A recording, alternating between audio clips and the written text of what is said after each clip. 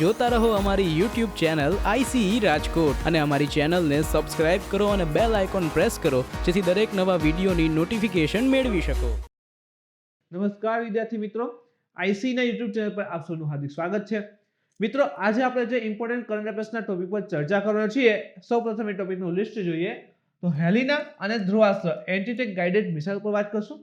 Second છે Quad બેઠક, important છે ક્વાડ ગ્રુપ, જેમાં ઇન્ડિયા, જાપાન, ઓસ્ટ્રેલિયા અને યુએસ સમાવેશ છે। વર્ષમાં એકવાર મીટિંગ થાય છે, તાજેતરમાં થયેલી છે, આપણે એના પર વાત કરશું। એના પછી ઉત્તર પ્રદેશ સિંગાપોરને એક બ્લેક મીઠું ચોખા નિકાસ કરશે, બ્લેક સોલ્ટી રાઈસ છે એ ઉત્તર પ્રદેશથી સિંગાપોરને નિકાસ કરવાની શરૂઆત કરી છે, તો એના પર વાત કરશું। મહાબાહુ બ્રહ્મપુત્ર પહેલ, જો બાહુબલીની વાત નથી, મૂવીની, મહાબાહુ બ્રહ્મપુત્ર નદીને લઈને એક પહેલ શરૂ કરી છે, વાત કરશું એના ઉપર। અને એના પછી જોશું માર્ગ પરિવહન મંત્રાલય ગો ઇલેક્ટ્રિક અભિયાન જે છે શરૂ કર્યું છે। મિત્રો, આ વર્ષે છે ને જે પણ ઇલેક્ટ્રિક કાર ને એના માટે અભિયાન આવે ઇમ્પોર્ટન્ટ થશે, ધ્યાનમાં રાખજો। એનું કારણ કે ડે બાય ડે ગવર્નમેન્ટ શું પ્લાન કરે છે કે ભાઈ જે પણ વ્હીકલ રહેલા છે પેટ્રોલ ડીઝલ જીવાશ્મથી ચાલતા, ધીરે ધીરે શેમાં કન્વર્ટ કરવા છે તો કે ઇલેક્ટ્રિક ચાલતા, જેમ કે સ્વિચ અભિયાન છે, ફેમ ઇન્ડિયા 2.0 છે, તો આ પ્રકારની સ્કીમો લઈ આવે છે અને જે પણ વ્હીકલ છે ધીરે ધીરે શેમાં કન્વર્ટ કરવા માંગે છે, ઇલેક્ટ્રિકમાં। તો ગો ઇલેક્ટ્રિક અભિયાન છે તાજેતરમાં શરૂ કર્યું છે, ઇમ્પોર્ટન્ટ બને છે। જેમાંનો પ્રથમ જોઈએ તો હેલિના અને ધ્રુવાસ્ત્ર એન્ટી-ટેક ગાઇડેડ મિસાઇલ, જો તમે અહીંથી દેખાય છે મિસાઇલ લોન્ચ થઈ છે, તો એના ઉપર આપણે વાત કરીએ તો તાજેતરમાં ભારતે પોખરણ રેન્જ ક્યાં આવશે તો યાદ રાખો રાજસ્થાન। તો પોખરણ રેન્જ થાર રાજસ્થાનની અંતર્ગત માં સ્વદેશી રીતે વિકસિત anti tank guided missile system Helina અને ધ્રુવાસ્ત્રનું સફળ પરીક્ષણ જે છે કર્યું છે। તમે જો અહીંયા રણ દેખાય છે, ધેટ ઇઝ પોખરણ રેન્જ, તો ત્યાં એન્ટી-ટેક ગાઇડેડ મિસાઇલ જે છે હેલિના અને ધ્રુવાસ્ત્રનું સફળ પરીક્ષણ જે છે તાજેતરમાં જે છે કરેલું છે। વાત કરીએ મુખ્ય બિંદુ પર તો કે હેલિના અને ધ્રુવાસ્ત્ર વિશે। હેલિના એનું આર્મી વર્ઝન, જો હેલિના ઓલરેડી એરફોર્સ માટે પણ યુઝ થઈ છે, આ આર્મી વર્ઝનની વાત છે। તો હેલિના આર્મી વર્ઝન અને ધ્રુવાસ્ત્ર ભારતીય વાયુસેનાનું વર્ઝન જો આવ્યું ને, તો હેલિના કયું વર્ઝન, ઇન્ડિયન આર્મી વર્ઝન, અને ધ્રુવાસ્ત્ર જે છે ધેટ ઇઝ એરફોર્સ વર્ઝન। એ ત્રીજી પેઢીના third generation anti-tech guided missile જે નાગ મિસાઇલ સિસ્ટમ છે એનું હેલિકોપ્ટર લોન્ચ વર્ઝન છે, એટલે કે એને હેલિકોપ્ટરમાંથી લોન્ચ કરી શકે। જો તમે આ એક હેલિકોપ્ટર જ છે અને અહીં જે છે હેલિકોપ્ટરમાંથી એને લોન્ચ કરેલ છે। તો જે નાગ મિસાઇલ છે ને, નાગ મિસાઇલ એની પણ આપણે વાત કરશું, તો નાગ મિસાઇલનું એક કહેવાય કે હેલિકોપ્ટર લોન્ચ વર્ઝન એ જ આપણે હેલિના અને ધ્રુવાસ્ત્ર સાબિત થશે। આ મિસાઇલ સિસ્ટમનું પ્રક્ષેપણ જે છે દિવસ અને રાત કોઈ પણ સમયે કરી શકાય છે, એટલે એવું નહીં કે આ મિસાઇલ દિવસમાં જ ચાલશે અથવા રાતે જ ચાલે, દિવસ અને રાત કે ગમે ત્યારે 24/7 જે છે આનો યુઝ કરી શકાય છે। પરંપરાગત કવચ અને વિસ્ફોટક પ્રતિક્રિયાશીલ કવચ સાથે યુદ્ધ ટેન્કને ભેદવા સક્ષમ છે। જે યુદ્ધ ટેન્ક આવે એને તોડવા, એન્ટી-ટેક ગાઇડેડ મિસાઇલ, એન્ટી-ટેન્ક, તો ટેન્ક જે આવે છે એને તોડવા માટેની આ મિસાઇલ રહેલી છે, એને ધ્વસ્ત કરવા માટેની મિસાઇલ જે છે રહેલી છે। કઈ તો યાદ રાખો, હેલિના અને ધ્રુવાસ્ત્ર, જેમાં હેલિના આર્મી વર્ઝન અને ધ્રુવાસ્ત્ર ધેટ ઇઝ એરફોર્સ વર્ઝન સ્વદેશી રીતે વિકસિત છે। તો કે આ મિસાઇલ સિસ્ટમ અને સંરક્ષણ સંશોધન અને વિકાસ સંગઠન, જેને આપણે defence research and development organisation DRDO કહીએ છીએ, અને ધ મિનિસ્ટ્રી ઓફ ડિફેન્સ, રક્ષા મંત્રાલય અંતર્ગત જે DRDO છે એના દ્વારા સ્વદેશી રીતે એને ડિઝાઇન કરેલ છે અને વિકસિત પણ કરવામાં આવેલ છે। તો કોને બનાવેલ છે યાદ રાખજો, DRDO। કામગીરી તો કે હેલિના અને ધ્રુવાસ્ત્ર જે છે ડાયરેક્ટ હિટ મોડ તેમજ ટોચના એટેક મોડ, એટલે કે ટોપ એટેક મોડ બંનેના લક્ષ્યો બનાવી શકે છે। હવે એક ડાયરેક્ટ હિટ મોડ, અહીં બે શબ્દ છે, એક ટોપ એટેક મોડ અને એક છે ડાયરેક્ટ હિટ મોડ। આ બંનેમાં શું ફેર હોય જો સમજો। ટોપ એટેક મોડ હોય ને એટલે શું થાય કે મિસાઇલ હોય પેલા ઉપર તરફ જશે, ઉપર જાય પછી સીધી એટેક કરે। ટોપ એટેકમાં શું થાય છે કે મિસાઇલ લોન્ચ કર્યા પછી એ હાઈ સ્પીડ સાથે ચોક્કસ ઊંચાઈ ઉપર જશે, અહીંથી આમ મિસાઇલ લોન્ચ કરે છે તો ચોક્કસ ઊંચાઈ સુધી ઊંચી સ્પીડ ઉપર જશે, પછી સીધી એટેક કરે અને પછી તરત જ લક્ષ્યને ભેદીને વળે છે। અને ડાયરેક્ટમાં શું કરે કે આમાં મિસાઇલ જે છે નિમ્ન ઊંચાઈ સીધી લક્ષ્યને ભેદ કરે। સપોઝ કે અહીંયા ઉડાડવાની હોય ને આ જે છે દુશ્મનનું કોઈ વોટેવર ટેન્ક રહેલી છે, તો નીચી ઊંચાઈ તો તરત જ એને ભેદી શકે, તો that is direct at hit mode. સીધું એના ઉપર એટેક કરે છે ડાયરેક્ટલી, અને બીજું શું છે ટોપ એટેક એટલે શું કરે, પેલા ઉપર તરફ જશે પછી એટેક કરે, તો top attack mode and direct hit mode, આ મુજબ બંને વર્ક કરે છે. નાગ મિસાઇલ પર વાત કરીએ તો એ થર્ડ જનરેશન ત્રીજી પેઢીની ફાયર એન્ડ ફરગેટ સિદ્ધાંત પર આધારિત છે. ફાયર એન્ડ ફરગેટ મતલબ શું થશે કે ભાઈ ટાર્ગેટ લોન્ચ કર્યો છે, ઓકે ભૂલી જાઓ, હવે ઉડી જશે એમ. ફાયર એન્ડ ફરગેટ સિદ્ધાંત પર આધારિત એક એન્ટી ટેક મિસાઇલ છે, એ પણ એન્ટી ટેક છે, અને કોણ બનાવે છે, એને પણ DRDO દ્વારા બનાવેલ છે. ભારતીય સેનાના જે મિકેનિઝ ઇન્ફન્ટ્રી અને એક એરબોર્ન છે, એ બંનેને ધ્યાનમાં રાખી અને DRDO એ આ મિસાઇલ જે છે કઈ તો યાદ રાખો નાગ મિસાઇલ એને ડેવલપ કરેલી છે. તે બધા હવામાન તથા દિવસ અને રાત એટલે કે ઓલ વેધર, એવું નહીં કે વરસાદ આવે છે તો નહીં ચાલે શું એમ, ઓલ વેધર એન્ડ 24/7 દિવસ અને રાત દરેક સમયે કામ કરવા માટે સક્ષમ છે, તથા ઓછામાં ઓછી 500 અને મેક્સિમમ જે છે એ 4 કિલોમીટર રેન્જ સુધી એ કહેવાય કે ટાર્ગેટને લોક કરી ઉડાડી શકે છે. તો ઓછામાં ઓછું 500 મીટર અને મેક્સિમમ 4 કિલોમીટર સુધીના કોઈ પણ લક્ષ્ય હશે એને ભેદી શકવા માટે નાગ મિસાઇલ જે છે એ સક્ષમ રહેલી છે.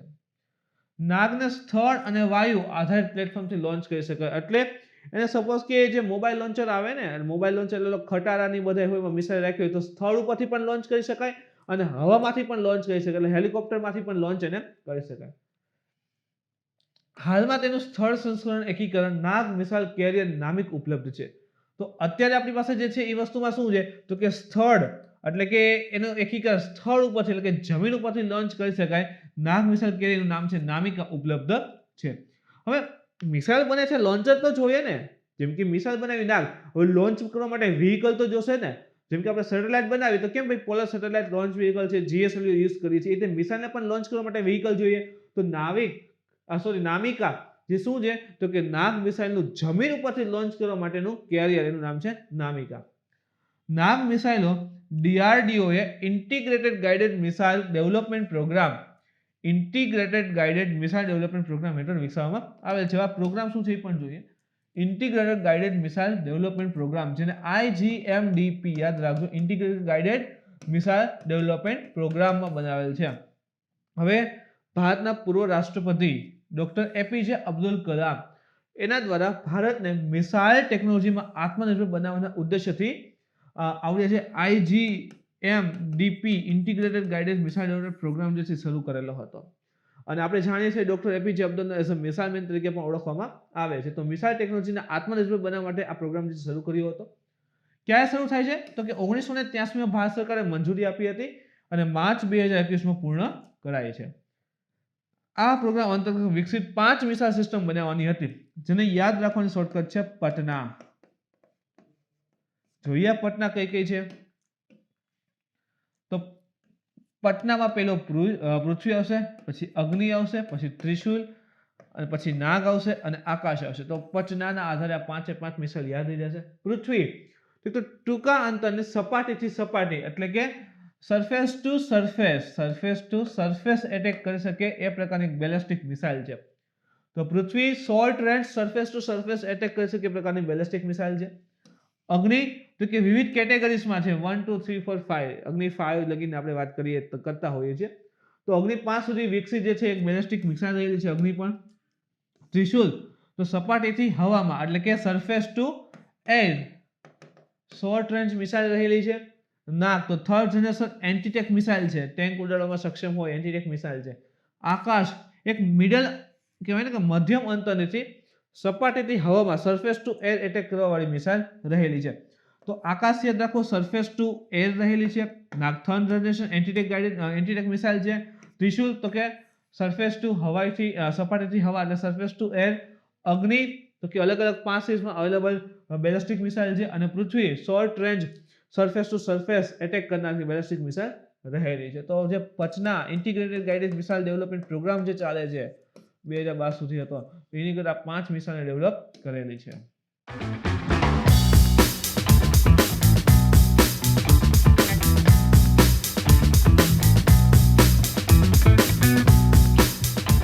એના પછી મિત્રો મુદ્દો છે ક્વાડ બેઠક. ફર્સ્ટ કયા કન્ટ્રી છે ક્વાડમાં એ જોઈએ તો આપણું ઇન્ડિયા આવે છે, આ ઓસ્ટ્રેલિયા આવે છે, અહીં તમે જો આ જાપાન છે અને ધેટ ઇઝ USA. સમજો કે આ શું છે તો એ અલાસ્કા છે USA નું રાજ્ય છે, એક અહીંયા આવે આ કેનેડા છે. તો અલાસ્કા અમેરિકાનો એક ભાગ આ વિસ્તાર છે એટલે યુએસ નો ભાગ છે જેને આપણે અલાસ્કા કહીએ છીએ. તો India, Australia, Japan and USA આ 4 દેશ જે છે એ ક્વાડમાં સમાવેશ છે. તો તાજેતરમાં ભારતે ક્વાડ જૂથ જે ક્વાડ્રિલેટરલ ગ્રુપ છે એની મંત્રીમંડળની બેઠકમાં ઓસ્ટ્રેલિયા, જાપાન અને યુએસએ ને સાથે ભાગ લીધો. તો જે બેઠક છે જે દર વર્ષે એકવાર થતી હોય છે. તો ભારતે પણ આની અંદર ભાગ લીધેલો છે.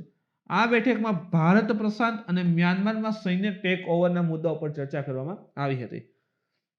તો જે ઇન્ડો પેસિફિક એરિયા છે, ભારત પ્રશાંત ક્ષેત્ર, ઇન્ડો પેસિફિક એરિયા, એની સાથે જ આ મ્યાનમાર તમે જો અહીંયા આવેલો છે, ત્યાં સૈન્ય તખ્તપલટો થયો હતો, સૈન્ય શાસન આવી જાય છે એ પ્રકારની પરિસ્થિતિ છે. તો ક્વાડની અંતર્ગત ઇન્ડો પેસિફિક રિજન ઉપર ચર્ચા વિચારણા થઈ છે અને મ્યાનમાર ઉપર પણ ચર્ચા વિચારણા તાજેતરમાં ક્વાડ ગ્રુપની બેઠકમાં કરવામાં આવી છે. બેઠકની વિશેષતા ઉપર વાત કરીએ તો બેઠકમાં સમકાલીન પડકારો પર ચર્ચા કરવામાં આવે. સમકાલીન એટલે હાલમાં હોય, જેમ કે ચાઇનાની ગતિવિધિ વધતી જઈ રહી છે, આના સિવાય તો કે કુદરતી આફતો વધતી જતી હોય, તો એ પ્રકારના સમકાલીન જે ઘટનાઓ ઘટતી હોય એના ઉપરના જે પડકાર રહેલા છે એના ઉપર ચર્ચા કરે છે. ખાસ કરીને COVID-19 ની સસ્તી રસી, જેમ કે સૌથી ઇમ્પોર્ટન્ટ એ પણ છે, COVID-19 વેક્સિન છે પણ કોસ્ટલી હોય છે, તો સસ્તી રસી, દવાઓ, તબીબી ઉપકરણ પહોંચ વધારવાની સંમતિ પણ આપવામાં આવી છે. તો સમકાલીન પડકાર, તો સમકાલીનમાં ભાઈ ચાઇનાને પણ લઈ શકીએ, એના ઇસ્યુ જે થઈ રહ્યા છે તે, આની સાથે COVID-19 ને કારણે આખું વિશ્વ બરબાદ થઈ રહ્યું છે, આખું વિશ્વ હેરાન છે, તો સસ્તી રસી, એની દવાઓ, આના સિવાય મેડિકલ ઇક્વિપમેન્ટ આવે, મેડિકલના સાધનો જે આવે છે એની પહોંચ પણ સુનિશ્ચિત કરવાની વાત કરવામાં આવેલી હતી. આ બેઠકમાં વ્યાપક ક્ષેત્રમાં આતંકવાદ વિરોધી, દરિયાઈ સલામતી અને લોકતાંત્રિક મજબૂતીને પણ પ્રાધાન્ય આપવામાં આવેલ છે. શા માટે લોકતંત્ર મજબૂતી? જો મ્યાનમારમાં ઇસ્યુ થયો એનાથી ખબર પડે કે ભાઈ લોકતંત્ર મ્યાનમારમાં કેવું હતું, વીક હતું. આંગ સાન સૂ કી, જેને 1991 ની અંતર્ગત જે છે મહેનત કરી, આંદોલનો ચલાવી, મ્યાનમારમાં લોકતંત્રની સ્થાપના કરે છે. 92 બદલ એને શું મળે છે તો કે ભાઈ નોબેલ પીસ પ્રાઇઝ મળે છે, જે એ લેટ સ્વીકારે છે, 2014 ની આસપાસ સ્વીકારે છે. તો નોબેલ પીસ પ્રાઇઝ મળે છે 1991માં, લોકતંત્ર સ્થપાય છે અને ફિટ એના 30 વર્ષ પછી એટલે કે 2021માં લોકશાહી સાઈડમાં હતી, સૈન્ય તખ્ત પલટો કરે છે, સૈન્ય જે છે પાછું આખું મ્યાનમાર એની અંતર્ગત લે છે. તો ક્યાંક ને ક્યાંક લોકતંત્ર જે ના પાય ડગી રહ્યા છે અમુક દેશમાં, એની પણ વાત કરી છે. આતંકવાદ જે વધી રહ્યો છે એને કંટ્રોલની વાત છે, દરિયાઈ સલામતી સિક્યોરિટીની વાત કરી છે. તો આના ઉપર પણ જે કોરોના સિવાય વાતચીત કરવામાં આવેલી હતી.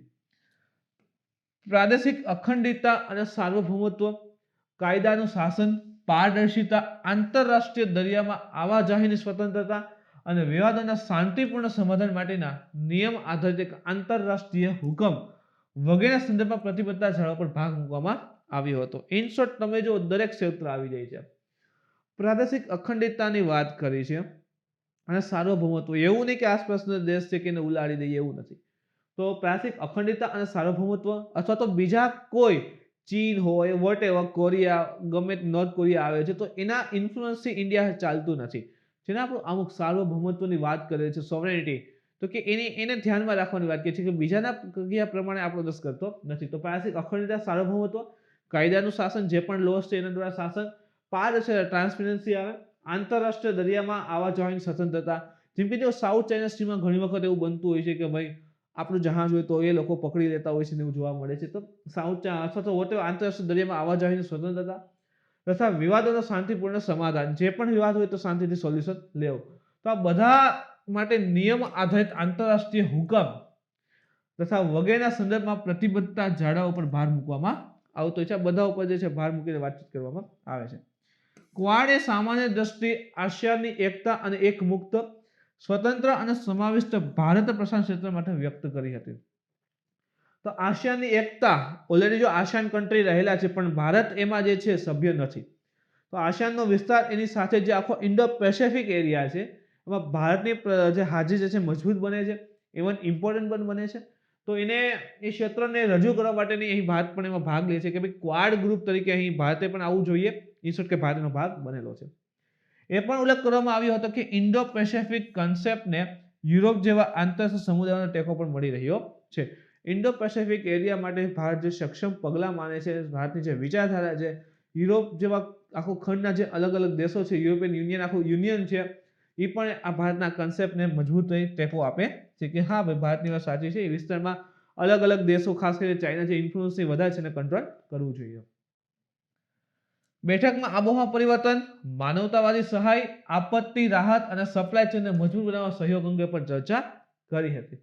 વર્ષમાં ઓછામાં ઓછા એક વખત, એટલે જો દર એક વર્ષે એક વાર તો મળશે. એકથી વધારે મળી શકે, ઇમરજન્સી હોય, સિચ્યુએશન હોય તો મળી શકે, પણ ઓછામાં ઓછા એક વાર તો મળે છે. તો ઓછામાં ઓછા એક વખત ક્વાડ મંત્રીઓની બેઠક યોજવાની અને સ્વતંત્ર તથા મુક્ત ભારત પ્રશાંત ક્ષેત્રમાં સહયોગ વધારવા હેતુ વરિષ્ઠ અને કાર્યકારી સ્તરે મીટિંગ યોજવાની વાત અહીં થાય છે. તો ઇન્ડો પેસિફિક ક્ષેત્ર કોઈના અધિકારમાં નથી, મુક્ત ક્ષેત્ર રહેલું છે. તો ચાઇના સપોઝ કે કાલો ઇન્ફ્લુઅન્સ કરે તો એ પોસાય નહીં. તો આખો મુક્ત એરિયા રહેલો છે અને એમાં એકબીજા દેશોને સપોર્ટ કરવો જોઈએ જેથી કે આ સતત એરિયા જે છે મુક્ત બની રહે, ટ્રાન્સપોર્ટેશન વધે, આવાજાહી વધી શકે એમ.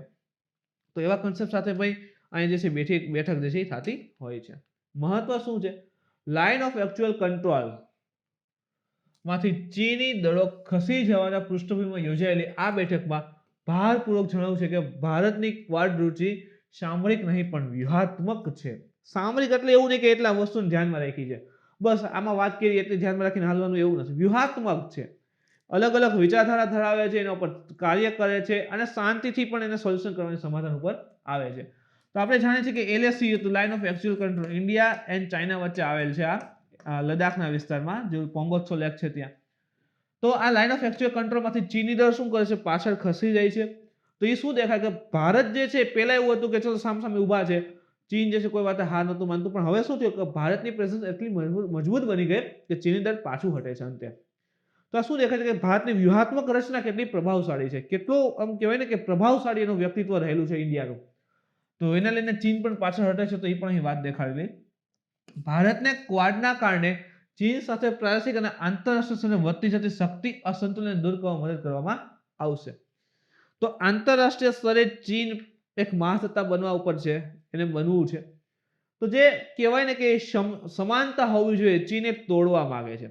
ચીન ઓલરેડી તમે જો N5 માં પણ સમાવેશ છે, ન્યુક્લિયર 5 કન્ટ્રીઝ, પરમાનન્ટ 5 કન્ટ્રીઝ જેને કહીએ છીએ સિક્યોરિટી કાઉન્સિલમાં. તો જે બેલેન્સ હોવું જોઈએ ને એ વીખવા માંગે છે ચીન અને આગળ વધવા માંગે છે. તો એને કંટ્રોલ તો કરવું જરૂરી છે. તો ભારત શું કરશે? P5 માં સમાવેશ આવશે, પણ અમુક કહેવાય કે ભાઈ દેશોના લીધે અથવા તો અમુક વાતને લીધે એમાં સમાવેશ નથી થઈ શકતું. તો આંતરરાષ્ટ્રીય સ્તરે ચીનને કાઉન્ટર કરવા માટે ભારત શું બને છે? ક્વાડનો સભ્ય બને છે, ક્વાડની રચના કરે છે, એમાં સભ્ય તરીકે આવે છે.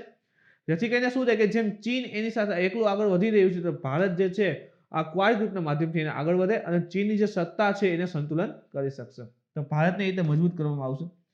ક્વાડની રચના ભારત પ્રશાંત ક્ષેત્રમાં USA અને નવા પ્રશાસનની પ્રતિબદ્ધતાની નિશાની પણ રહેલી છે. તો ઇન્ડો પેસિફિક એરિયા જે રહેલો છે એમાં USA નું ઇન્ફ્લુઅન્સ જે છે વધે છે, એ પણ ઇન્ડિયા ક્યાંક દેખાડે છે. ક્વાડની પ્રવૃત્તિઓમાં વર્ષ 2020ની COVID-19ની કટોકટી, ચીનની વધતી ઉગ્રતા અને તેના તમામ ક્વાડ ભાગીદારો સાથેના બગડતા સંબંધોને કારણે તીવ્ર બની છે. ઇવન જો ઓસ્ટ્રેલિયા સાથે પણ ચીનને બગડી ગયું. જ્યારે આનું 2007માં ગઠન કરવામાં આવે છે ને, ત્યારે 2007-8માં જે ઓસ્ટ્રેલિયા જે કહેવાય કે એક્સરસાઇઝ થાય છે ને, ભારત છે, જાપાન અને અમેરિકા ત્રણેય ભેગા મળીને એક માલાબાર એક્સરસાઇઝ કરે છે. એમાં ઓસ્ટ્રેલિયા ભાગ લેવા નહોતો એવું ચીનના કારણે, એટલે ઓસ્ટ્રેલિયન ઇન્ફ્લુઅન્સ હતી ઘટી ગઈ હતી. પણ હવે શું થાય છે કે ભાઈ ધીરે ધીરે ડેવલપમેન્ટ થાય છે અને ઓસ્ટ્રેલિયા પણ ભાગ લેવા આવે છે, જેથી કરીને ચીનને નથી ગમતું. તો ચીન અને ઓસ્ટ્રેલિયા વચ્ચેના સંબંધ પણ થોડોક આગળ પાછળ જોવા મળે છે. ચીની અધિકારીઓએ ક્વાડની તુલનામાં એક મિની નાટો સાથે કરી છે. જો એક નાટો સંગઠન છે, નોર્થ એટલાન્ટિક ટ્રીટી ઓર્ગેનાઇઝેશન, ઉત્તર એટલાન્ટિક સંધિ સંગઠન, નોર્થ એટલાન્ટિક ટ્રીટી ઓર્ગેનાઇઝેશન. હવે આ નોર્થ એટલાન્ટિક એટલે કે જે ઉત્તરના દેશ છે ને, ઇન શોર્ટ કે પશ્ચિમી દેશ એવું કહી શકીએ. ચલો USA છે, આના સિવાય કેનેડા છે, યુરોપના કન્ટ્રી છે, આ બધા દેશો ભેગા થઈ એક નાટો ગ્રુપ બનાવેલું છે. ઇવન પાકિસ્તાન પણ એમાં સમાવેશ છે. યાદ પાકિસ્તાન સ્પેશિયલ દરેજા સાથે એમાં સમાવેશ થયેલ છે. તો નાટો કન્ટ્રીઝ જે છે એ ખાસ કરીને એવું કહેવાય કે ભાઈ કોઈ એક ઉપર એટેક થાય તો એવું માને કે આપણે બધા ઉપર છે અને સહયોગમાં બધા દેશોની સેના આવતી હોય છે. તો નાટો એ પ્રકાર આખું સંગઠન રહેલું છે. ભારત નાટોનું સદસ્ય નથી, પણ ચીન જે છે એવું કહેવા માંગે છે ક્વાડ ગ્રુપ છે ને 4 દેશ એ એક મિની નાટો છે. તમે એ પ્રકારે આખું ગ્રુપ જે છે બનાવ્યું છે. ચીન આવું સાબિત કરવા માંગે છે અને કહ્યું કે તેની પ્રવૃત્તિઓનો હેતુ તૃતીય પક્ષ ચીનને લક્ષિત કરવો છે. જો એ બાયલેટરલ ઇશ્યુ હોય, બંને દેશો વચ્ચે સોલ્યુશન હોય, બધા સોલ્વ તો કરે છે, પણ આ જે ગ્રુપ છે મિની નાટો, જેને આપણે ચીન છે મિની નાટો કહે છે, ખરેખર નામ ક્વાડ રહેલું છે, એટલે આ ક્વાડ ગ્રુપનો એક પક્ષ જે છે એ ચીનને લક્ષિત કરે છે. ચીન એવું જણાવે છે. ચીન એમ કે તમે અમને ટાર્ગેટમાં રાખીને આખું ગ્રુપ બનાવ્યું છે અમને હેરાન કરવા હાટુ. અને ક્વાડ સભ્યોને નકારી કાઢ્યા છે કે ભાઈ આવું કરી શકાય નહીં એમ. સોરી. હવે ક્વાડ ઉપર વાત કરીએ તો ચતુર્ભુજ સુરક્ષા સંવાદનો અર્થ એ થાય કે ક્વાડમાં ભારત, ઓસ્ટ્રેલિયા, યુએસએ અને જાપાન આ 4 દેશ સમાવેશ છે અને ચારેય દેશો ભેગા થઈ કાંઈ પણ પ્રોબ્લેમ હોય તો સોલ્વ કરવાની વાત અહીં કરે છે. તો અનૌપચારિક વ્યૂહરચના વાટાઘાટોનું મંચ છે. કોઈ પણ પ્રોબ્લેમ હોય તો વાટાઘાટ દ્વારા એનું સોલ્યુશન લેવું. મુક્ત, ખુલ્લા અને સમૃદ્ધ ભારત પ્રશાંત ક્ષેત્ર. તો આ ઇન્ડો પેસિફિક એરિયા છે તે કોઈના અંડરમાં નથી, ઓપનલી છે. તો મુક્ત, ખુલ્લો અને સમૃદ્ધ. કારણ કે જો અહીં ટ્રેડિંગ, જેમ કે અહીંથી અહીંયા જવું હોય તો ટ્રેડિંગ જે છે મોસ્ટ ઓફ આ વિસ્તારમાંથી જ થાય છે, આ સમુદ્ર માર્ગે જ થાય. શા માટે? તો કે ઉત્તર તરફ જોઈએ તો અહીં તો ગ્લેશિયરની વાત છે, થોડા ઘણા બરફ છે તો નડે છે, તો આ રસ્તો એક જ રહેલો છે. ખૂબ ઇમ્પોર્ટન્ટ છે, સમૃદ્ધ એરિયા પણ કહી શકાય. તો ભારત પ્રશાંત ક્ષેત્રની ખાતરી કરવા અને ટેકો આપવા માટે આ દેશોનો સાથ છે. આ ચારેય દેશ સાથે ભેગા થઈ અને ચલાવે છે. ક્વાડની વિભાવના સૌપ્રથમ ઔપચારિક રીતે જાપાનના, જો કોણ બનાવવાની વાત કરીએ તો જાપાનના જે પૂર્વ વડાપ્રધાન હતા શિન્ઝો આબે, હાલી નથી તો અત્યારે કોણ છે એ કોમેન્ટ કરજો મિત્રો. શિન્ઝો આબે દ્વારા 2007માં આ કન્સેપ્ટ લેવામાં આવ્યો હતો. જોકે ચીનના દબાણ હેઠળ ઓસ્ટ્રેલિયા પીછેહટ કરી ગયું હતું કે ભાગ લેવાનો, એક્સરસાઇઝમાં ભાગ ન લેવું તો ઓસ્ટ્રેલિયા આવતું નહોતું. પણ હવે એ પણ સોલ્વ થઈ ગયું છે. હવે શું છે કે ઓસ્ટ્રેલિયા પણ પાર્ટિસિપેટ કરી રહ્યું છે. શિન્ઝો આબે દ્વારા 2012માં હિન્દ મહાસાગરથી પેસિફિક મહાસાગર સુધીની દરિયાઈ સુરક્ષાને સુનિશ્ચિત કરવા ઓસ્ટ્રેલિયા, ભારત, જાપાન અને યુએસએ સાથે જોડાયેલા એક ડેમોક્રેટિક સિક્યોરિટી ડાયમંડ, શું ચાલે છે, democratic security diamond in short કે એક પ્રકારનું એમ કહે છે કે રસ્તો છે. આપણે હમણાં મેપ જોયો તો કે ભાઈ ઇન્ડિયા, ઓસ્ટ્રેલિયા, યુએસ, જાપાન, તો કે ડેમોક્રેટિક સિક્યોરિટી ડાયમંડ. આ વિસ્તારમાં જે પણ કહેવાય કે ટ્રેડિંગ ને એવું થાય છે તે લોકશાહીના આધારે ડેમોક્રેટિક રિપબ્લિક ઇન શોર્ટ કે ડાયમંડ એક પ્રકારનો હીરો રહેલો છે. બહુ ઇમ્પોર્ટન્ટ છે. સિક્યોરિટી ઇમ્પોર્ટન્ટ છે, સુરક્ષા એના માટે ઇમ્પોર્ટન્ટ છે અને લોકતાંત્રિક. હવે આવું શા માટે કહે છે? જો લોકતાંત્રિક એટલે કોઈના કહ્યામાં નથી, આખો વિસ્તાર ફ્રી છે. આના સિવાય સિક્યોરિટી તો કે સુરક્ષા પણ જેવું છે, કારણ કે ચીનની ઘણી વખત જોયું કે ભાઈ હસ્તક્ષેપ કરવા આવતું હોય છે. તો આ બંને તે ઇમ્પોર્ટન્ટ છે અને સૌથી વધારે ટ્રેડિંગ પણ આ રસ્તે થાય છે તો ડાયમંડ પણ જણાવેલ છે. તો સિક્યોરિટી રિપબ્લિક ડાયલોગ એમ ડેમોક્રેટિક સિક્યોરિટી ડાયમંડ સ્થાપવા માટેનો વિચાર જે છે સૂચિત કર્યો હતો. ક્વાડ જૂથની સ્થાપના નવેમ્બર 2017માં ભારત પ્રશાંત ક્ષેત્રને કોઈ પણ બાહ્ય શક્તિ, ખાસ કરીને ચીન, કીધું ને ચાઇનાનું ઇન્ફ્લુઅન્સ સૌથી વધારે આવે છે. ઇવન વિયેતનામ નજીકના વિસ્તાર છે, ફિલિપાઇન્સ નજીકના વિસ્તારમાં છે, પેટ્રોલિયમ બધું મળે છે. ચીન એમ કે અમારો વિસ્તાર છે, ખરેખર હોય છે કે વિયેતનામ, ફિલિપાઇન્સમાં પણ પેટ્રોલિયમ ને મળે એટલે ચીનને હસ્તક્ષેપ કરે કે અમારું રહેલું છે. તો ખાસ કરીને ચીનની જે હસ્તક્ષેપની નીતિ છે એને કંટ્રોલ કરવા, એના પ્રભાવથી મુક્ત રાખવા માટે તથા નવી વ્યૂહરચના ઘડવા માટે કરવામાં આવી હતી ક્વાડની સંગઠનની. તેની પ્રથમ બેઠક જે છે એ એશિયન સમિટના એક દિવસ પહેલા છે. આસિયાન બેઠક થાય છે એ પહેલા એક દિવસે મળતી હોય છે. ક્વાડના ચારેય દેશો દ્વારા 2020માં માલાબાર એક્સરસાઇઝમાં ભાગ લીધો. કીધું ને કે ભાઈ પહેલા છે ને ઓસ્ટ્રેલિયા ન આવતું ચીનના પ્રભુત્વના કારણે, પણ હવે ઓસ્ટ્રેલિયા પણ એમાં સમાવેશ થઈ ગયું છે. આ કવાયત એટલે કે અભ્યાસ ભારત, જાપાન અને યુએઈ સ્ટેટ્સની જે નૌકાઓ છે, ઇન્ડિયા, જાપાન અને યુએસ યુનાઇટેડ સ્ટેટ્સની જે નૌકાઓ કે નેવી, એની વચ્ચે વાર્ષિક ત્રિપક્ષીય, 3 પક્ષ છે અહીંયા, ભારત, જાપાન અને યુએસએ, તો ત્રિપક્ષીય વાર્ષિક એટલે કે એક વર્ષમાં એક વખત થાય એ પ્રકારે નૌકાદળ એટલે કે નેવીનો એક એક્સરસાઇઝ રહેલી છે, જે ખાસ કરીને ભારતીય અને પ્રશાંત મહાસાગરમાં આયોજિત કરવામાં આવે છે. ઇન્ડો પેસિફિક એરિયા જે રહેલો છે આ વિસ્તારમાં જે છે આયોજિત કરવામાં આવે છે. ઇન્ડિયા, જાપાન, યુએસએ આ 3 ભેગા થઈને અહીં કરે છે, પણ હવે ઓસ્ટ્રેલિયા સમાવેશ થયું છે. આગળ વધીને પછી તો યાદ રાખજો મિત્રો ખાસ કે ભાઈ ક્વાડ ગ્રુપ કેવી રીતે મહત્વપૂર્ણ છે. એનું કારણ એ છે કે ભાઈ ચીન જે છે એ એક પ્રકારનો મિની નાટકીય છે, એટલા માટે અને ચીનને સૌથી વધારે કોઈ ખટતું હોય ને આંખમાં તો એ પ્રકારે ક્વાડ ગ્રુપ છે, અને ચીનને બેલેન્સ કરવા માટે ઇન્ડિયા પાસે સ્ટ્રોંગ વેપન કહી શકીએ છીએ. ઉત્તર પ્રદેશમાં સિંગાપુરને જે છે બ્લેક મીઠું ચોખા જે છે હવે એટલે કે બ્લેક સોલ્ટી રાઈસ જે છે એ નિકાસ કરવામાં આવશે. જોઈએ એના પર વાત કરીએ તો ઉત્તર પ્રદેશમાં આશરે 20 ટન કાળા મીઠા ચોખા એટલે કે બ્લેક સોલ્ટી રાઈસ જે છે એટલો માલ જે છે એને સિંગાપોરમાં નિકાસ કરવાની શરૂઆત કરી અને આ પગલું રાજ્યમાંથી કૃષિ નિકાસ માટે મોટા વેગને વધારે છે. સપોઝ કે ઉત્તર પ્રદેશમાંથી સિંગાપોરને હવે ધીરે ધીરે આ બ્લેક સોલ્ટી રાઈસ જે છે નિકાસ થાય છે તો સ્ટેટની અંદર ઇન્કમ વધારે સારા થશે કારણ કે નિકાસ થાય છે, પૈસા આવશે, માંગ રહેલી છે તો કૃષિ નિકાસ જે છે એના વેગને વધારશે અને એનાથી જે ખેડૂતોની આવક ડબલ કરવાની વાત છે એ પણ ફૂલફિલ થશે. આ પ્રકારનો હોય છે બ્લેક સોલ્ટી રાઈસ, એનો ઉપયોગ કરવામાં આવે છે. ક્યાંકથી ક્યાંક બુદ્ધ સાથે સંકળાયેલા છે એ પણ યાદ રાખજો. 20 ટનનો માલ જે છે એ સિદ્ધાર્થનગરથી સિંગાપુર મોકલવામાં આવશે. અત્યારે 20 ટન જે છે ચોખા મોકલેલા છે. આ ચોખાને એમ હું થેલામાં ભરી એવું છે કે ના, કાચની બરણીમાં વ્યવસ્થિત પેકિંગ કરે છે, ઉપર ડેટ ને બધું લખે છે અને ચોખાના ગુણ એના ઉપર પણ ઉલ્લેખ કરે છે કે ભાઈ શા માટે ચોખા ઇમ્પોર્ટન્ટ રહેલા હોય છે. ચોખાના પેકેજિંગમાં મહાત્મા બુદ્ધની લોકપ્રિય અવતરણનો સમાવેશ છે. ચોખાની અનોખી સુગંધ લોકોને મારા વિશે યાદ આપશે. જો આ મહાત્મા બુદ્ધ કહી ગયા હતા કે આ ચોખાની અનોખી સુગંધ લોકોને મારા વિશે યાદ અપાવશે. બુદ્ધ જે છે આનો ઉપયોગ કરતા હતા એટલા માટે બુદ્ધ આવું વસ્તુ લખેલ છે. લોકપ્રિય અવતરણ છે, અવતરણ વાક્ય રહેલું છે જેને આ પેકેજિંગ જે કાચની બોટલ છે એના ઉપર પણ લખેલું છે અને આ રીતે આખું બોટલ જેના ઉપર બુદ્ધનું આ વાક્ય છે અને ચોખા ભરી અને નિકાસ જે છે સિંગાપુરમાં હવે શરૂ કરે છે. તો ઇમ્પોર્ટન્ટ બને છે આ રીતે.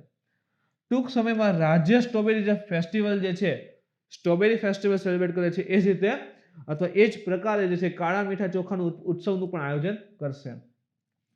સરકારે આંતરરાષ્ટ્રીય ચોખા સંશોધન કેન્દ્ર વારાણસીના સહયોગથી સિદ્ધાર્થનગરમાં એક બ્લેક મીઠું ચોખા સંશોધન કેન્દ્ર સ્થાપવાની યોજના બનાવી છે.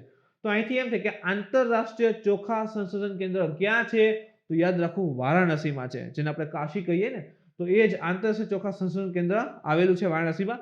એના મદદથી એવું કહે છે કે ભાઈ બ્લેક મીઠું ચોખા સંશોધન કેન્દ્ર પણ સ્થાપવું છે. ક્યાં તો કે સિદ્ધાર્થનગરમાં, જ્યાંથી અત્યારે તાજેતરમાં નિકાસ જે છે સિંગાપુરને કરવામાં આવી છે. રાજ્ય સરકારે ચોખાને સિદ્ધાર્થનગરનું એક જિલ્લો એક ઉત્પાદન, વન ડિસ્ટ્રિક્ટ વન પ્રોડક્શન, તો એક જિલ્લો એક ઉત્પાદન જાહેર કર્યું છે. જ્યારે કેન્દ્ર સરકારે તેને એકવાર ગોરખપુર, બસ્તી, મહારાજગંજ અને સંત કબીર નગરનું એક જિલ્લો એક ઉત્પાદન તરીકે જાહેર કર્યું હતું. તો કેન્દ્ર સરકાર પણ ડિક્લેર કર્યું હતું અને અત્યારે રાજ્ય સરકાર એને ફરી પાછું ડિક્લેર કરે છે. આ જાહેરાત ચોખા ઉત્પાદન, પ્રક્રિયા, પેકેજિંગ અને બ્રાન્ડિંગમાં મદદ કરશે. ખાસ કરીને એના માટે ફેમસ થશે કે ભાઈ ચોખાનું ઉત્પાદન છે. જો આ એક બ્લેક કહેવાય કે ભાઈ સોલ્ટી રાઈસ રહેલા છે તો એનું ઉત્પાદન જે છે અલગ રીતે લેવામાં આવતું હોય છે. ખાસ કરીને રાજ્ય એના માટે ફેમસ હશે. તો જે વન સ્ટેટ વન પ્રોડક્શનનો કન્સેપ્ટ હતો એ ફૂલફિલ થાય છે અને એના દ્વારા જ એને આગળ લેવામાં આવશે કે આ ચોખાનું ઉત્પાદન આ વિસ્તારમાં જ થાય છે. બ્લેક મીઠું ચોખા, બ્લેક સોલ્ટી રાઈસ ઉપર વાત કરીએ. આ ચોખાને બુદ્ધ ચાવલ પણ કહે છે. જો એવું ને, બુદ્ધના જીવન સાથે સંકળાયેલ છે, બુદ્ધ ચાવલ પણ કહે છે. ભારતમાં ઉગાડવામાં આવતા આ સુગંધિત ચોખાની સર્વશ્રેષ્ઠ જાતમાંથી એક છે.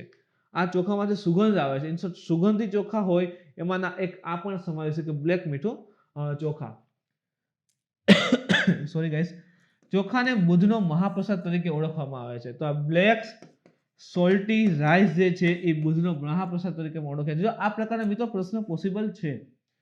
તે મુખ્યત્વે દેવરિયા, ગોરખપુર, કુશીનગર આપણે જાણીએ છીએ બુદ્ધના જીવન સાથે જોડાયેલા, ગોંડા, મહારાજગંજ, સિદ્ધાર્થનગર, બલરામપુર, સંત કબીરનગર, બહરાઇચ, સાવસ્તી આ વગેરેમાં ઉગાડવા છે. બધા આવેલા છે યુપીમાં. તો ઉત્તર પ્રદેશ જે છે બ્લેક સોલ્ટી રાઈસના ઉત્પાદનમાં આગળ છે, જેને બુદ્ધનો મહાપ્રસાદ કહે છે તથા આ ચોખાને બુદ્ધ ચાવલ તરીકે પણ ઓળખવામાં આવે છે. વન ડિસ્ટ્રિક્ટ વન પ્રોડક્ટ ઓડીઓપી શું છે? તો આ એક પહેલ છે જે એક પરિવર્તનશીલ પગલા તરીકે શરૂ કરવામાં આવે છે જેથી જિલ્લાની સાચી સંભાવનાઓને સંપૂર્ણ ઉપયોગ થઈ શકે. One district one product. Suppose કે આપણે હમણાં વાત કરીએ સિદ્ધાર્થનગર. હવે સિદ્ધાર્થનગરમાં આ બ્લેક સોલ્ટી રાઈસનું ઉત્પાદન બહુ સારું આવતું હોય તો એને ઓળખવામાં આવે વન ડિસ્ટ્રિક્ટ વન પ્રોડક્ટ કે ભાઈ આ જિલ્લો જે છે એ ખાસ કરીને જે બ્લેક સોલ્ટી રાઈસ એના માટે ખૂબ પ્રખ્યાત છે. તો ઓટોમેટિકલી જિલ્લાને એક વેગ મળે છે કે ભાઈ આની અંદર ઉત્પાદન વધારો ફેમસ થશું. જેમ કે જે વસ્તુ જે જગ્યાએ જાય એ વસ્તુ એની ફેમસ હોય તો આપણે ઉપયોગ કરતા હોય. જેમ કે આબુમાં છે તો એની રબડી પ્રખ્યાત છે, આપણે ફેમસ વાત કરતા હોઈએ છીએ. તો સેમ વસ્તુ વન ડિસ્ટ્રિક્ટ વન પ્રોડક્ટ, જે તે જિલ્લામાં જશો એની પ્રોડક્ટ જે છે ફેમસ હશે, ઓટોમેટિકલી એની નિકાસ અથવા માંગમાં વધારો થઈ શકે છે. આ પહેલ આર્થિક વિકાસને પ્રોત્સાહન આપશે અને આત્મનિર્ભર ભારતના લક્ષ્યને પ્રાપ્ત કરવા રોજગાર અને ગ્રામીણ ઉદ્યમને પ્રોત્સાહન આપશે. ખાસ કરીને ખેડૂતોની આવક ડબલ કરવું છે ત્યાં ખૂબ મહત્વપૂર્ણ સાબિત થશે. આ પહેલ ડિસ્ટ્રિક્ટ ઓફ એક્સપોર્ટ હબ પહેલથી મધ્યસ્થી છે તથા તેનો ઉદ્યોગ વિભાગ અને આંતરિક વેપાર પ્રમોશન જે DBIIT કહીએ છીએ એના દ્વારા અમલ પણ કરવામાં આવે છે. તો સરકારી પહેલ DBIIT જે છે આ પહેલનો અમલ કરે છે વન ડિસ્ટ્રિક્ટ વન પ્રોડક્ટ. એના પછી વાત કરીએ મિત્રો મહાબાહુ બ્રહ્મપુત્ર સહાય પહેલ. હવે શું છે? પહેલા તો બ્રહ્મપુત્ર નદી ઉપરની વાત છે અને મહાબાહુ એટલે ઘણી બધી યોજનાઓ સરકાર લઈને આવે છે. જેમ કે આ કાર્યક્રમનો હેતુ ભારતના પૂર્વી ભાગોને એકીકૃત કનેક્ટિવિટી પ્રદાન કરવાનો છે. પૂર્વી ભાગો જે નોર્થ ઈસ્ટ કહીએ ને આપણે, નોર્થ ઈસ્ટ અહીં આસામની આવેલા છે, તો એ વિસ્તારમાં કનેક્ટિવિટી લઈને ઘણી મુશ્કેલી રહે છે. તો કનેક્ટિવિટી પ્રદાન કરવા માટેનો એક મહાબાહુ બ્રહ્મપુત્ર પહેલ જે છે શરૂ કરવામાં આવી છે. અને બ્રહ્મપુત્ર અને બરાક નદી, જો બરાકને યાદ રાખજો, આ બરાક નદી જે છે ને એને ખાસ કરીને તમે ન જોયું હોય ને તો જે બ્રહ્મપુત્રનો લેક્ચર છે આપણે યુટ્યુબમાં એ જોઈ આવજો, એમાં પણ વાત કરી છે.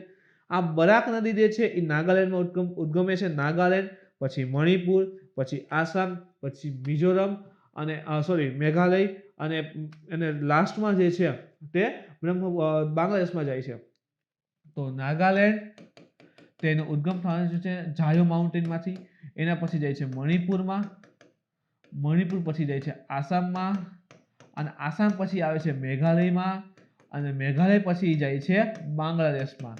તો આ બરાક નદી છે બરાક નદી એને બાંગ્લાદેશમાં મેઘના પણ કહે છે, શરૂઆતમાં એને સુરમા પણ કહે છે, એટલે ઇમ્પોર્ટન્ટ છે. અને આ મેઘના જે જમુનાને મળે છે, પદ્માને મળે છે. તો આ કાર્યક્રમનો ઉદ્દેશ્ય બ્રહ્મપુત્ર અને બરાક નદી જે છે એની આજુબાજુ રહેતા લોકો માટે વિવિધ વિકાસલક્ષી પ્રવૃત્તિઓ સમાવેશ કરે છે. તો ખાસ કરીને કનેક્ટિવિટી વધારવી છે, એ વિસ્તારમાં જે જનજાતિઓ રહે છે અને લોકો રહે છે એનો વિકાસ થાય એને ધ્યાનમાં રાખીને આ પહેલ જે છે શરૂ કરવામાં આવે છે. મહાબાહુ બ્રહ્મપુત્ર લોકાર્પણ સાથે નીચે આપેલા કામો શરૂ થશે. જેમ કે એક નિમાટી માજુલી દ્વીપ, માજુલી દ્વીપ અને નિમાટી જે છે એ બંને કનેક્ટ કરશે. ઉત્તર ગુવાહાટી અને દક્ષિણ ગુવાહાટીને કનેક્ટ કરશે. ધુબરી હાટસિંગ મારી વચ્ચે રોપેક્સ જહાજની કામગીરીનો પ્રારંભ જે છે કરવામાં આવશે. તો કનેક્ટ કરશે કેવી રીતે? જેમ કે આ નિમાટી જુમાટી દ્વીપ છે, માજુલી દ્વીપ છે, ઉત્તર ગુવાહાટી અને સાઉથ ગુવાહાટી રહેલા છે. તો આ બધાની કનેક્ટિવિટી જે છે એ કહેવાય કે ભાઈ રોપેક્સ જહાજ આવે ને, રોપેક્સ ફેરી આપણે ચાલે છે, તો એ મુજબ જે છે કનેક્ટિવિટી વધારવામાં આવશે, જેથી કરીને ટ્રાન્સપોર્ટેશન સારું થશે તો માલ અથવા તો લોકોની અવરજવર જે છે વધશે અને ઇન્કમ સારી એવી થઈ શકે. જોગીઘોપામાં આંતરરાષ્ટ્રીય જળ પરિવહન ટર્મિનલનું ફાઉન્ડેશન સ્ટોન રાખવામાં આવેલ છે. બ્રહ્મપુત્ર આંતરરાષ્ટ્રીય જળ પરિવહન એટલે કે દેશની અંતર્ગત જે જળ પરિવહન થાય ને, ખાસ કરીને જળમાર્ગ કહીને આપણે દેશના, એ પ્રકારે અહીં ડેવલપમેન્ટ જે છે કરવામાં આવેલ છે. બ્રહ્મપુત્ર નદી પર વિવિધ ટુરિસ્ટ જેટીઓ અને ઇઝી ઓફ ડુઈંગ બિઝનેસના ડિજિટલના ઉકેલો લઈ આવશે. તો જો નોર્થ ઈસ્ટની અંતર્ગત હાટ પણ ઘણા ચાલે છે. જેમ કે લખ્યું છે હાટ સિંગ મારી. હાટ એટલે શું થાય કે જે જનજાતિઓ હોય છે એના દ્વારા જે પણ વસ્તુનું ઉત્પાદન લેવામાં આવતું હોય, નવી વસ્તુઓ બનાવવામાં આવતી હોય તો એક માર્કેટમાં રજૂ કરે તો હાટ હોય એમ. તો ત્યાંથી લોકો ખરીદીને એવું કરે ને ઇન્કમ થતી હોય છે. તો એ હાર્ટને કનેક્ટ કરે છે એની સાથે જ આ રીતે એના માટે ઇઝી ઓફ ડુઈંગ બિઝનેસ પણ લઈ આવે છે, ખાસ કરીને ડિજિટલ ઉકેલો માટે. ઇવન એ આંતરરાષ્ટ્રીય ક્ષેત્ર અથવા તો નેશનલ લેવલના માર્કેટ ઉપર આવી વેચાણ કરી શકે એની વાત છે. અને બ્રહ્મપુત્ર નદી પર વિવિધ ટુરિસ્ટ જેટીઓ પણ ચાલુ કરશે. ઇવન તમને ખબર હશે ઓલરેડી આવી ગયું કરંટમાં કે ભાઈ બ્રહ્મપુત્ર નદી ખાસ કરીને મેઘાલય અને આસામને જોડવા માટે ભારતનો સૌથી લાંબો પુલ પણ બનાવવાના છે, ફુલહારી બ્રિજ. આગળ વાત કરીએ તો પાંચમો ટોપિક છે મિત્રો, માર્ગ પરિવહન મંત્રાલયે ગો ઇલેક્ટ્રિક અભિયાન જે છે શરૂ કર્યું છે. અહીંથી તમને દેખાય છે કંઈક ને કંઈક ચાર્જિંગ સ્ટેશન, કાર, તો ગો ઇલેક્ટ્રિકની વાત જે કરેલી છે. તો કેન્દ્રીય માર્ગ પરિવહન અને રાજમાર્ગ મંત્રી નીતિન ગડકરીએ તાજેતરમાં ગો ઇલેક્ટ્રિક અભિયાન જે છે લોન્ચ કરેલું છે. વાત કરીએ એના ઉપર મિત્રો, ઇલેક્ટ્રિક વાહન ચાર્જિંગ ઇન્ફ્રાસ્ટ્રક્ચરનો ફાયદો અંગે જાગૃતિ ફેલાવવા અભિયાન શરૂ કરાયું છે. જો ઇલેક્ટ્રિક વાહન, ચલો આપણે કાર લેવું છે ને સરકારે કીધું બધા ઇલેક્ટ્રિક ગાડી વાપરવા છે, લોકો જાગૃત થાય છે, પર્યાવરણ બચાવવા, આ તે બધી વાત સાચી છે. લોકો ઇલેક્ટ્રિક કાર ખરીદે છે. અત્યારે શું છે કે આપણે ચલો અહીંથી કે ગમે ત્યાં જતા હોઈએ છીએ, પેટ્રોલ ડીઝલ ખબે અથવા તો સીએનજી ગેસની જરૂર ઊભી થાય તો તરત જ આપણે સ્ટેશન ગોતી અને પેટ્રોલ ડીઝલ અથવા સીએનજી અપ્લાય કરીએ, લઈ લઈએ. હવે સપોઝ કાલે છે ને ઇલેક્ટ્રિક કાર લઈને આપણે એક જગ્યાએથી બીજી જગ્યાએ જતા હોય, 500 કિલોમીટર રનવે હોય, તો શું 500 કિલોમીટર થોડી ચાલશે? ક્યાંક ગાડીને ચાર્જ તો કરવી જોશે. તો ચાર્જિંગ સ્ટેશન પણ ડેવલપ કરવા પડે. તો એ શું કહેવાય? એક પ્રકારનું ચાર્જિંગ ઇન્ફ્રાસ્ટ્રક્ચર કહેવાય. તો ચાર્જિંગ ઇન્ફ્રાસ્ટ્રક્ચરના ફાયદાઓ અંગે જાગૃતિ ફેલાવવા અભિયાન જે છે લોન્ચ કરેલું છે. આ અભિયાન ભારતભરમાં ઈ મોબિલિટી અને ઇલેક્ટ્રિક રસોઈ અંગે પણ જાગૃતિ વધારશે. ઈ મોબિલિટી એટલે એક જગ્યાએથી બીજી જગ્યાએ જવા માટે, અને ઇલેક્ટ્રિક રસોઈને પણ જાગૃત કરવા માટે વાત કરેલ છે. શા માટે? તો કે ઓલરેડી જે રિસોર્સિસ છે એનો યુઝ કરી, ઇલેક્ટ્રિસિટીનો યુઝ કરી રસોઈ કરીએ તો જે એલપીજી છે, ગેસીસ ને બધું બળે છે, તો એનો પણ સ્ટોરેજ જેથી કરી શકાય, ઇન્સ્યોર કરીને બચાવી શકાય. ગો ઇલેક્ટ્રિક અભિયાન એ ભારતનું ભવિષ્ય છે. શા માટે? કે ધીરે ધીરે જો ઇવન તમે જોજો ફેમ ઇન્ડિયા 2.0, ફેમ ઇન્ડિયા 2.0 આ પ્રકારે અલગ અલગ અભિયાનો ચાલે છે. સ્વિચ અભિયાન આવ્યું હતું દિલ્હીનું. તો શું કરે છે કે ઇન્ડિયા જે છે ધીરે ધીરે શેમાં જાય છે? ઇલેક્ટ્રિક કાર પ્રોડક્શન તરફ વધી રહ્યું છે. ઇન્સ્યોર કે વ્હીકલ બધું ઇલેક્ટ્રિક કરી રહ્યું છે. તો ભવિષ્ય શેમાં છે? તો ઇલેક્ટ્રિકમાં રહેલું છે. તો ઇલેક્ટ્રિક અભિયાન એ ભારતનું ભવિષ્ય છે. તો દેશમાં પર્યાવરણને અનુકૂળ, ખર્ચ અસરકારક અને સ્વદેશી ઇલેક્ટ્રિક ઉત્પાદનોને પ્રોત્સાહન આપવામાં પણ મદદ કરશે. અલગ અલગ જે 2 વ્હીલર 4 વ્હીલર બનાવે છે, 3 વ્હીલર બનાવે છે, એને પણ ફાયદો થશે. આ અભિયાનનો આરંભ કરતા ઉર્જા મંત્રી આર.કે. સિંહે એમ પણ કહ્યું હતું કે ઉર્જા પરિવર્તન એ સમયની જરૂરિયાત છે, જેથી આયાત કરેલા અશ્મિભૂત ઇંધણ પરની નિર્ભરતા ઓછી થઈ શકે. હવે જો અત્યારે આપણે જાણીએ છીએ કે પેટ્રોલ ડીઝલના ભાવ આસમાન ઉપર આવી ગયા છે, બહુ વધારે છે, તો ઓટોમેટિકલી શું થાય કે ભાઈ માંગ ઓછી થઈ જશે. જે આટા માટા હોય બધું બંધ થઈ જાય. તો માંગ ઘટી ગઈ તો વિદેશી આપણે મગાવશું ઓછું, તો વિદેશી ઓછું મગાવશું તો જે ભારણ લાગે છે આપણે ચૂકવવામાં એ ઓછું થશે. સેકન્ડ થિંગ હવે શું છે કે સપોઝ કે ચલો બધા ધીરે ધીરે એ વ્હીકલનો યુઝ કરવા લાગે, 2 વ્હીલર 4 વ્હીલર 3 વ્હીલર, તો શું થશે કે ઓટોમેટિક ઇલેક્ટ્રિકલ વ્હીકલ વાપરે છે તો પેટ્રોલ ડીઝલની જે ડિમાન્ડ હતી ઓછી થઈ ગઈ. એ ડિમાન્ડ ઓછી થઈ જાય છે એટલે શું થશે કે ભાઈ આપણે મગાવશું ઓછું તો જે આપણે ચૂકવીએ છીએ, ચૂકવણી કરીએ છીએ ઓછી થઈ જશે, તો એ પૈસો બચશે અને ક્યાંક અલગ જગ્યાએ વાપરી શકાય. તો અશ્મિભૂત ઇંધણ ઉપરની નિર્ભરતા શું થઈ જશે? ઓછી થઈ જશે. મંત્રીએ લોકોને ઇલેક્ટ્રિક ઉપકરણો અપનાવવા વિનંતી કરી છે કે ભાઈ પોસિબલ ત્યાં સુધી ઇલેક્ટ્રિક ઉપકરણનો યુઝ કરો. ગો ઇલેક્ટ્રિક અભિયાન ઉપર વાત કરીએ તો આગામી વર્ષોમાં ભારતની અશ્મિભૂત ઇંધણની આયાતના ઉપરનું અવલંબન ઘટાડવા ભારતને મદદ કરવા હેતુથી આ ગો ઇલેક્ટ્રિક અભિયાન જે છે એ લોન્ચ કરવામાં આવેલું છે. હમણાં કીધું કે અશ્મિભૂત ઇંધણ ઇન્સ્ટન્ટ પેટ્રોલ, ડીઝલ, ગેસ જે છે આપણે બહારથી મગાવીએ છીએ એના ઉપરની આપણી નિર્ભરતા રહેલી છે, એ ઘટાડવા માટે અભિયાન જે છે શરૂ કરેલ છે. આ અભિયાન એક ગ્રીન અને સ્વચ્છ ભવિષ્ય તરફનું એક પગલું છે. શા માટે ગ્રીન અને સ્વચ્છ? હવે ઓકે, આનાથી જે કહેવાય કે ગેસીસ ઉત્પન્ન થાય છે, પ્રોડ્યુસ થતા હશે, ઇલેક્ટ્રિસિટી થવાના છે નહીં. પેટ્રોલ ડીઝલનો યુઝ કરશે, સલ્ફરના ઓક્સાઇડ હોય છે, નાઇટ્રોજનના ઓક્સાઇડ હોય છે, કાર્બનના ઓક્સાઇડ હોય છે, બધા કેવા થાય છે? વધતા હોય છે. હવે પેટ્રોલ ડીઝલનો યુઝ જ નથી થતું તો ઓટોમેટિકલી કેવું થશે? સ્વચ્છ વાતાવરણ બનશે. તો ગ્રીન અને સ્વચ્છ ભવિષ્ય તરફ એક આગનું પગલું રહેલું છે. આ અભિયાનનો ઉદ્દેશ્ય રાષ્ટ્રીય કક્ષાએ જાગૃતિ લાવવાનો છે તથા અપેક્ષા છે કે આ અભિયાન ઇલેક્ટ્રિક વાહન ઉત્પાદકોના આત્મવિશ્વાસને પણ વધારશે, જેથી કરીને વધારે વધારે પ્રોત્સાહન કરતા થશે. હવે ગો ઇલેક્ટ્રિક અભિયાનના લોકાર્પણ સમયે એનો લોગો પણ જે છે એ લોન્ચ કરવામાં આવેલ છે.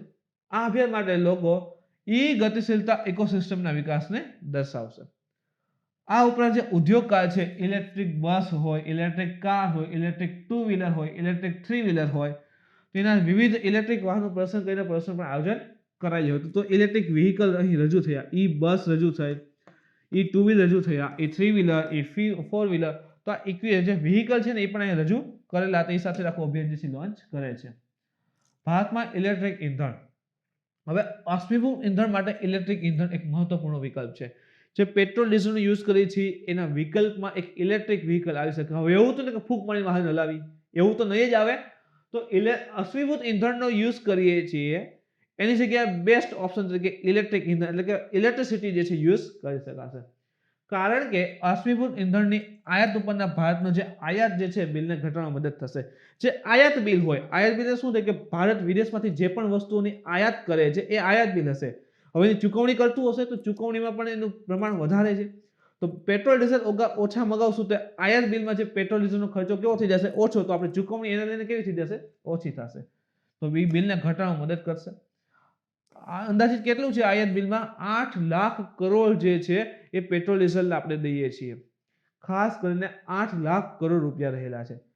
આ ઉપરાંત ઇલેક્ટ્રિક બળતણ ઉત્સર્જન પણ ઘટાડશે. જે પણ ગેસીસ યુઝ થાય છે ગેસીસ જે એક્ઝોટ બહાર ઉત્સર્જિત થાય છે એ પણ શું થશે? ઘટી જશે. અને અશ્મિભૂત ઇંધણ કરતા ઓછો ખર્ચ પણ આવે છે. તો ખાસ કરીને આપણે વાત કરીએ તો આ પ્રકારના ઇલેક્ટ્રિક કાર અથવા તો ઇલેક્ટ્રિક વ્હીકલનો યુઝ કરવાથી જે પોલ્યુશન જે છે કંટ્રોલમાં આવે છે. આના સિવાય તમે જો ઇલેક્ટ્રિસિટી ઉપર યુઝ કરવાથી જે પેટ્રોલ ડીઝલ ઉપરની આપણું જે ભારીતા છે એના ઉપર ડિપેન્ડન્સી જે ઘટી જશે, તો આત્મનિર્ભર ભારત બનવા પણ ઉપયોગી થઈ શકશે. સ્વચ્છ વાતાવરણ આપે છે, લોંગ ટર્મ એનો ફાયદો જોવા મળશે. ગ્રીન હાઉસ ગેસીસ એના કારણે જે ગ્લોબલ વોર્મિંગ થાય છે એને પણ બચાવી શકાશે. તો ઘણા બધા અલગ અલગ ઉદ્દેશો પણ આમાં સમાવેશ થયેલા છે. તો મિત્રો આ હતું આજનું કરંટ અફેર્સ. આજના લેક્ચરમાં તમને કંઈ ડાઉટ હોય, ક્વેરી હોય તો તમે કોમેન્ટ કરીને જણાવી શકો છો. મિત્રો આજનો વિડીયો ગમ્યો હોય તો લાઈક કરો, શેર કરો, તમારા મિત્રો સુધી પહોંચવા માટે કોશિશ કરો. કાલે ફરી મળીશું નવા ટોપિક સાથે. Thank you.